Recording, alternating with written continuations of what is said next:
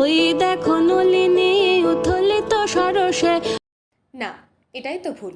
নেহারল্য সহচরী গানটি কবিগুরু রবীন্দ্রনাথ ঠাকুরের লেখা কালমৃগয়া গীতিনাট্যের দ্বিতীয় দৃশ্যের অংশ, যেখানে কবি বনদেবীদের কণ্ঠে ফুটিয়ে তুলেছেন প্রকৃতির সন্ধ্যাকালীন রূপটি। কবি এখানে ফুটিয়ে তুলেছেন কিভাবে বিভাবরী অর্থাৎ রাত্রি নেমে আসছে, শ্যামবর্ণের মেঘগুলো ভেসে ভেসে এসে আকাশটাকে সাজিয়ে তুলছে, ছোট ছোট ফুলগুলো ফুটে কাননটাকে কিভাবে আলোকিত করে তুলছে। আর নলিনী, নলিনী এখানে কোনো সুন্দর জিনিস বা সুন্দরী কন্যা নয়। নলিনী কথার অর্থ হচ্ছে পদ্ম।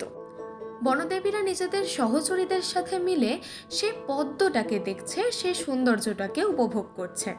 আবার আমরা চাইলে এখানে নলিনীর মুদ্রা অর্থাৎ পদ্মের মুদ্রা ইউজ করেও আমরা কিন্তু নাচটা করতে পারি, সেক্ষেত্রেও জিনিসটা অ্যাপ্রোপ্রিয়েট হবে।